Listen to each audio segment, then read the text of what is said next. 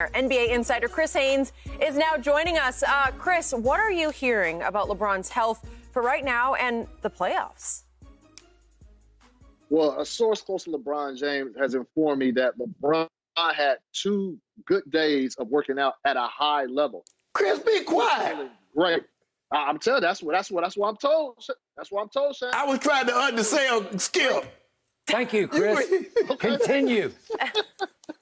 I was told he's feeling great, and he plans to return either Tuesday against the Knicks or in that second game of a back-to-back Wednesday against the Rockets. And so for his outlook on the playoffs, if that's the way he's feeling right now, and I was told he has some really rigorous workouts, and he felt really good afterwards, felt great. That was the word they used. He's felt great.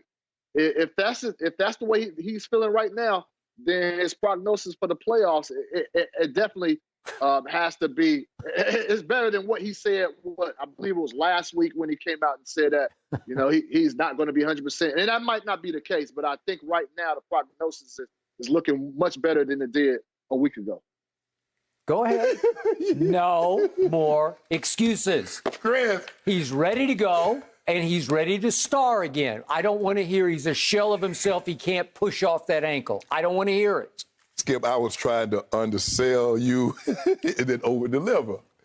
Because, yes, I was told that he had 2 great days. And you were told that also? Yes. And you did not reveal that in our A block of this show.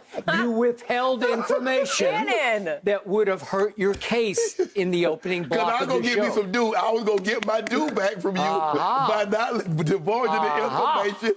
And then Chris Haynes. Thank you, Chris Haynes, for being objective and honest and being the great reporter that you are.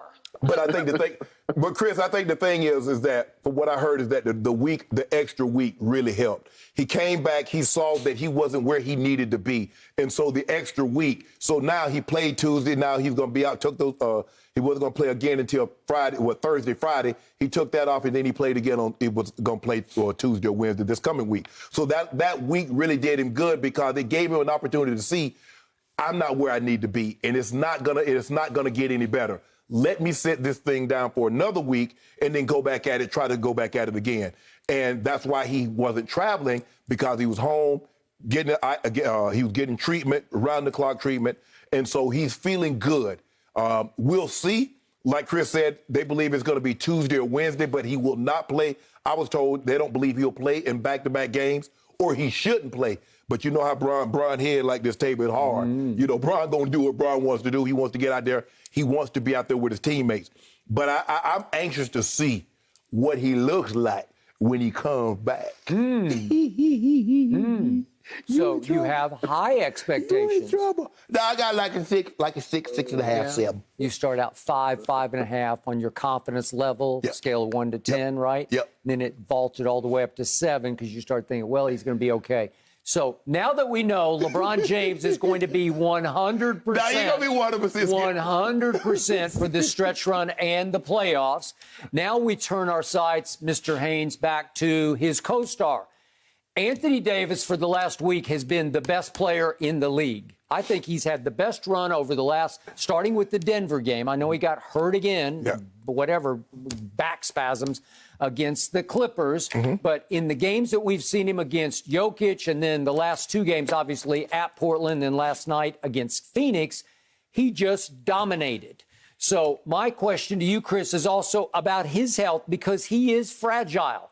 It's always something with he even reached late in the game last night for his calf, and I thought, did he just strain his calf again? And I guess it was a cramp because he just sort of stretched it out and he kept going. So, Chris, do you trust Anthony Davis's health going forward into the playoffs? Well, I'll say this: I trust it a little bit more than I did when he was in New Orleans. And that's funny. I've never talked to AD about this, but that would be a good talking point if I, able to have that conversation with him. Is that I felt like he's been dealing with injuries a little bit different since he's been with the Lakers, meaning like fighting through them. Correct. Pushing himself a little bit more. And even last night's game when he had 42 points, dominant performance on both ends of the floor, there was an alley-oop late in the game that he had.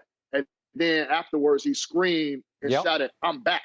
So that lets me to believe that, it was a process he was going through. We knew this wasn't the AD that we seen before that injury. So he's getting to that point. So do I trust him? I trust him a little bit more, mostly aside with LeBron James in his ear and watching LeBron and watch how he takes care of his body, and not just take care of his body, watching LeBron take it to the extra level when he does get these nagging injuries. Because I think a lot of players, and I'm not saying AD does it, but I think a lot of players, once they feel some bit of discomfort, they shut it down for a little bit instead of knowing that, that's another level. You can get past that. And so I saw that a lot this year with the Los Angeles Lakers and last year as well. And so I trust them a little bit more now.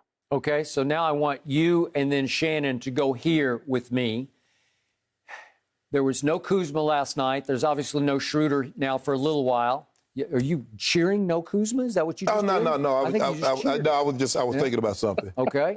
And yet the point is, there have been so few reps with a team that is a very different team from last year's Lakers. To me, what is your trust factor in the chemistry and cohesion of this group going into the playoffs? Start with Chris. You got to be concerned. You have to be. I mean, to overlook what the Lakers have gone through with the injuries, the COVID sit-outs, you can't, even though they have some type of cohesion being that the bulk of these guys played together, but still, Dennis Schroeder hasn't been there in the trenches with them, for real meaningful games. And so, same with Andre Drummond. And so you're going into a play-in tournament, because that's where they're likely headed. You go into a play-in tournament facing what I think is going, if you had to pick a matchup to be the play-in tournament for the first regular season and regular style play-in tournament, Golden State Lakers, come on, that's as good as it's going to get. Mm-hmm. I'm not feeling comfortable. I will feel like, if I'm a Laker fan, I feel good that, you feel like you got the two of the best players in the game on your team. Aside from that, cohesion, chemistry, and all that stuff in a one-game scenario, I don't feel good at all, especially with these guys coming back so late. They're not going to have a lot of time to gel. And that's where the Warriors have the advantage, because the lion's share of their guys, Draymond knows Steph like the back of his hand. That Joe get the rebound, and he knows Steph is running somewhere. He's going to pass it behind his back and going to get Steph a wide open three. But like you said, these two guys on the court, I'm getting the ball. Somebody else is going to have to beat me. Steph Curry is not going to beat me. I'm blitzing him. I'm trapping him. I'm getting the ball out of his hand. If Kent Bazemore, Oubre, Lee, those guys, if they want to go for 30, so be it. But I know, watching Steph over the last month, Skip, I know he can go get me 10 to 15 threes in a given night. I know he can get 50 to 60. I'm not letting Steph Curry beat me. Draymond want to have a 20-20 ball game, so be it. Lee, all these other guys, but Steph Curry, you're not going to get 30. You're not going to get 40 or 50 and beat me. In a one-shot deal, your Lakers would beat Steph's Warriors by 20. No, I like series, because anything can happen. That's the difference between football and other team sports, is because everything is a game 7 in football. Well, and always in a series, the best team will win. You can't get lucky 4 times, Skip. You can get lucky. You can say, you know what, if New England plays the Giants 7 times, they're probably going to beat them 4 out of 7. They're going to win. They're going to win the Super Bowl if it's a 4 out of 7. But one game, anything can happen. I don't like it. Is Clay there? No. Skip. Is KD there? No. Is Wiseman there? No. But here's the thing, though, Skip. A rolled ankle here, a rolled ankle there. And then what? Well, who's rolling the ankle? Kuzma? Man, see, there you go. When you got jokes over here talking about some Kuzma. He always trying to joke. He know good and well. You saw Kuzma the Friday night, right? What did he put on tape for you? I've seen other nights when he just lit it up and closed games. Yeah, I seen him be lit it up. He had 25, but they were getting blown out. Nah, we don't do that here, Skip. We don't do that. But hey, you see what we need? We got guys that got a Gasol playing well, can bother Yoke, Drum. I got to keep him out of foul trouble, because you're going to have a big body. You got Nurkic, you got Rudy Gobert, you got Yoke. So you got guys that got to deal with big guys, Skip. Everybody got a big guy. Drummond. They got to worry about Golden State. We talk about Nurk. You talking about Jokic. Hey, you got to get past Golden State. They got to get past us. Stop playing, Chris Haynes. They got to get past us. Who they got for AD? Did you see AD? All I'm saying, I see AD. But Golden State, they don't have no problem with chemistry right now. They might not be good up to top to bottom roster-wise, but they know how to play. You do know we got the chemistry professor, right? We got the chemistry professor. He coming back in 2 days. The professor of the class. 100% healthy. See, there you go, Skip. Now I'm just saying, the man coming back. You already tried to put 100%. You know he's not 100%. The chemistry professor is going to want to eliminate one man from the rotation. That is the big penguin. No. Andre Drummond does not fit. I first guessed it before it happened. He does not fit. He fit. And you say, well, he's kind of an offensive force in the low post. And did you see the miss that he had like that? I want to see it one more time. This is the big penguin. Andre, it's a layup. It's a layup. It's like a 1-foot shot for a 6'10" guy, and he missed it. How do you miss this?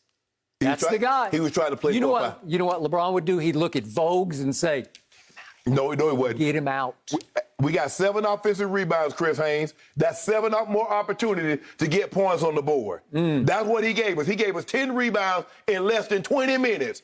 So imagine if he give us 30 minutes. That's 15 boards. He gonna get like 6 or 7 offensive rebounds every night. You're in trouble. You're in trouble. You in trouble. Yep. That's all right. What do you think, Chris Haynes, about Andre Drummond? Well, last time I was on, we discussed him, and I kind of questioned his fit. I felt like they were trying to force him into that lineup and force him to start playing alongside with AD and him. And I understand that when the season is at the latter stages, you got to try to force the issue. But I'm not sold on the fit, guys. I'm not sold. You know, Thank you. It's one thing if I feel like he was going to come in here and just be a defensive presence. Defensively, he's not bad, but he's not one of the centers that you look up in the high echelons of center defenders. You know, he's not really a shot blocker, but he is a big body. But, you know, like I said, I have my concerns about not just Gasol, but I mentioned last time, Montrezl Harrell. You know, Montrezl has been, that's the reigning sixth man of the year. And his minutes are dwindling. And he's sharing minutes with 3 centers. Teams don't use 3 centers usually. So, you know, I could see some drama being created later down the road. But I don't know. It's still early. I'm still waiting. I'm going to hold out hope. But as of right now, the fit has been iffy. So, Chris, before we move on, give us a quick thought because you're close to the Portland Trailblazers. Something is going on up there because they got it going on. What's happening? Well, I think, there was a lot of, I was critical of the franchise and saying they don't have enough real quality pieces around Damian Lillard and CJ McCollum. They've kind of reached deep down right now, and they've changed some things. Offensively a lot. A lot of times when Dame will bring the ball up, if he passes it, he doesn't get that ball back. Portland's offense is just a free-flowing, anybody can get their shot off type of offense. And there wasn't much structure, much discipline. And a lot of guys were frustrated with their roles. And I wrote about that. But I think I look at the way Dame has got off. He's got off these last 4 or 5 games and getting back to playing at his old self. And I've seen him pass the ball, and lo and behold, I've seen guys actually give it back to him. You know what I mean? Usually he'll get trapped at the top of the key, he'll pass it, and then they'll go up. But no, they've been going the extra mile to get him the ball back. And I think when the ball is in his hand and when he's able to make decisions, I think it puts the Blazers in a better situation. So, look, they're playing better. They're playing good. Are they a high echelon team? I still don't think so. I think they still need some help. But the way that they were playing was, I think that was a disgrace of the coaching staff. The coaching staff need to up their game and do better. And I think management in the offseason will have to make some improvements. Well, we're going to make Drummond fit. I don't know about you, but I went to a store when I was growing up. We still on that? Yeah. Guess what? They had one Izod shirt, and it wasn't my size. I made it my size because I was getting that Izod shirt, Chris Haynes. So guess what? We got Big Drummond, and we going to make it work. If you have a photo but how long of did you that in shirt Izod shirt? Yeah, exactly. How long did that shirt fit, though? Once I got into it, I laid down in the bed and stretched it out a little bit. I was great. Then you were the big alligator. Was it forever? But yeah, it was an Izod. You know we had the Izod back in the day, Chris. I know. That was style. Thank you for watching. You can subscribe here to get the latest from the show, and be sure to check out more of the best clips from Undisputed, or go watch a few other segments from our other shows on FS1.